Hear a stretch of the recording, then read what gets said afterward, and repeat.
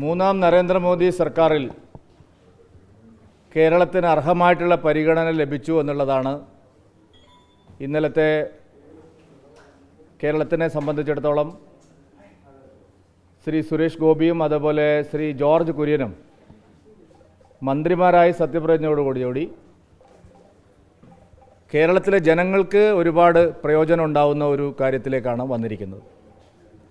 നരേന്ദ്രമോദി സർക്കാർ തിരഞ്ഞെടുക്കപ്പെട്ട എംപിമാരില്ലാത്തപ്പോഴും കേരളത്തിന് മന്ത്രിമാരെ തന്നിട്ടുണ്ട്, അർഹമായിട്ടുള്ള പരിഗണന നൽകിയിട്ടുണ്ട്. ഇപ്പോൾ 2 മന്ത്രിമാരെ ആദ്യ പുനഃസംഘടനയിൽ തന്നെ, ആദ്യ മന്ത്രിസഭാ രൂപീകരണത്തിൽ തന്നെ പ്രധാനമന്ത്രി നൽകിയതോടുകൂടി നമ്മുടെ നാടിന് വികസനത്തിൻ്റെ കാര്യത്തിൽ, പുരോഗതിയുടെ കാര്യത്തിൽ ഒരുപാട് പ്രയോജനം ഇതുവഴി ഉണ്ടാവും.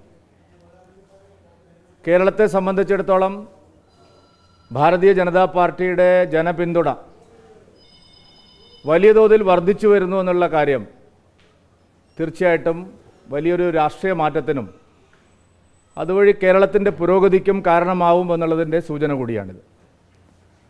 ഭാരതീയ ജനതാ പാർട്ടി ഒരു കാരണവശാലും കേരളത്തിൽ ജയിക്കില്ല, കേരളം BJPക്ക് ബാലികേറാ മലയാണ്, ഇത് കേരളമാണ് എന്നൊക്കെയാണ് നമ്മുടെ പ്രധാന കക്ഷികളും മാധ്യമ സുഹൃത്തുക്കളുമെല്ലാം ജൂൺ 4-ാം തീയതി വരെ തുടർച്ചയായി പറഞ്ഞുകൊണ്ടിരുന്നത്. ഭാരതീയ ജനതാ പാർട്ടിയുടെ വിജയം ഇല്ലാതാക്കുന്നതിന് സർവ്വ പരിശ്രമങ്ങളും രാഷ്ട്രീയ പാർട്ടികളോടൊപ്പം വിധ്വംസക ശക്തികളും മതസംഘടനകളും തീവ്രവാദ സംഘടനകളും അതുപോലെ നമ്മുടെ മാധ്യമ സുഹൃത്തുക്കളും കഴിയാവുന്നത്ര പരിശ്രമിച്ചു എന്നുള്ള കാര്യം ഈ തെരഞ്ഞെടുപ്പിൻ്റെ എല്ലാ ഘട്ടങ്ങളിലും നമ്മൾ കണ്ടതാണ്. BJPക്ക് ഒരു സീറ്റ് പോലും കിട്ടരുത് എന്നുള്ള വാശിയോടുകൂടി ഇത്തരം ശക്തികളെല്ലാം ചേർന്ന് പ്രവർത്തിച്ചു. പക്ഷേ ജനങ്ങൾ അതിനെല്ലാം തന്നെ മറുപടി നൽകുന്ന ഒരു കാഴ്ചയാണ് തെരഞ്ഞെടുപ്പിലുണ്ടായത്.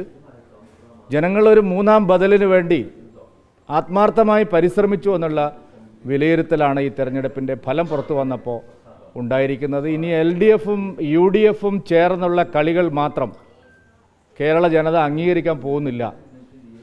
മറ്റൊരു ശക്തി ഇവിടെ വളർന്നു വരുന്നു എന്നുള്ള ഒരു സൂചനയാണ് ഈ തെരഞ്ഞെടുപ്പ് നൽകുന്നത്. 2 മുന്നണികൾക്കും ഈ തെരഞ്ഞെടുപ്പിൽ തിരിച്ചടി ഉണ്ടായിട്ടുണ്ട്, അവരുടെ വോട്ട് ബാങ്കിൽ ചോർച്ച ഉണ്ടായിട്ടുണ്ട്.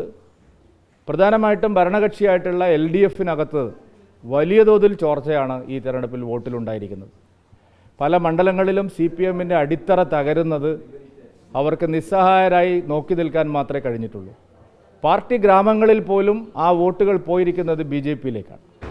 കണ്ണൂരിലായാലും ആലപ്പുഴയായാലും തിരുവനന്തപുരം ജില്ലയിലെ ആറ്റിങ്ങലിലായാലും എല്ലാം CPMൻ്റെ അതിശക്തമായിട്ടുള്ള പാർട്ടി ഗ്രാമങ്ങളിൽ വലിയ തോതിൽ വോട്ട് അവർക്ക് നഷ്ടമായിരിക്കുന്നു.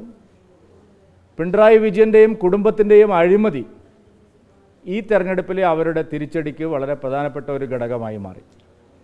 പിണറായി വിജയനും സംഘവും നടത്തുന്ന വർഗീയ പ്രീണന രാഷ്ട്രീയത്തിന് ഈ തെരഞ്ഞെടുപ്പിലെ തിരിച്ചടി ഒരു കാരണമായിട്ടുണ്ട്. എല്ലാ ദിവസവും നടന്ന് CAAയുടെ പേര് പറഞ്ഞ് മുസ്ലിം വോട്ട് തട്ടാൻ വേണ്ടി പിണറായി വിജയൻ നടത്തിയ പരിശ്രമം അദ്ദേഹത്തിൻ്റെ പാർട്ടിക്ക് ഗുണം ചെയ്തില്ല, പകരം അത് മുസ്ലിം കൺസോളിഡേഷൻ UDFന് അനുകൂലമായി ഉണ്ടാവാനുള്ള വലിയ കാരണമായി.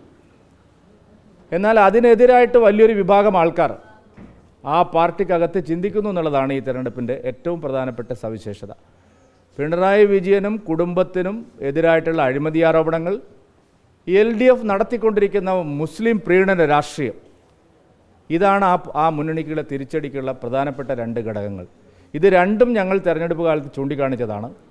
ഇത്തവണ ഏറ്റവും പ്രധാനപ്പെട്ട ഒരു സവിശേഷത പിണറായി വിജയൻ്റെ അഴിമതി, സഹകരണ കൊള്ള, ഇതിനൊന്നും എതിരായി പ്രതികരിക്കാനുള്ള അല്ലെങ്കിൽ സംസാരിക്കാനുള്ള ധാർമ്മികത UDFന് ഇല്ല. കാരണം വിരുദ്ധ വികാരത്തിൻ്റെ ഒരംശം പോലും ഇത്തവണ തെരഞ്ഞെടുപ്പ് ഫലം UDFനായിട്ട് കൊടുത്തിട്ടില്ല. ജനങ്ങൾ അത് മുഴുവൻ BJPക്കാണ് നൽകിയിരിക്കുന്നത്. ഇനിയാണ് യഥാർത്ഥത്തിലുള്ള രാഷ്ട്രീയം കേരളത്തിൽ വരാൻ പോകുന്നത്. അടുത്ത 2 വർഷം പിണറായി വിജയൻ സർക്കാരിൻ്റെ അഴിമതി, സഹകരണ കൊള്ള, കുടുംബവാഴ്ച, വർഗീയ പ്രീണനം, ഇതിനെല്ലാം എതിരായിട്ടുള്ള പ്രചണ്ഡമായിട്ടുള്ള പ്രചാരണങ്ങളുമായി ജനങ്ങളിലേക്ക് ഇറങ്ങാനാണ് BJP തീരുമാനിച്ചിരിക്കുന്നത്. ഞങ്ങളുടെ തുടർ പ്രവർത്തനങ്ങൾ ആരംഭിക്കുകയാണ്. അടുത്ത തദ്ദേശ തെരഞ്ഞെടുപ്പിലേക്കും നിയമസഭാ തെരഞ്ഞെടുപ്പിലേക്കുമുള്ള തയ്യാറെടുപ്പുകൾക്കായി ഭാരതീയ ജനതാ പാർട്ടിയുടെ സംസ്ഥാന നേതൃയോഗം അടുത്ത ആഴ്ച ഞങ്ങൾ കേരളത്തിൽ കൂടുകയാണ്. വിശദമായിട്ടുള്ള പ്ലാൻ തയ്യാറാക്കി ഞങ്ങൾ ജനങ്ങളെ വീണ്ടും സമീപിക്കാൻ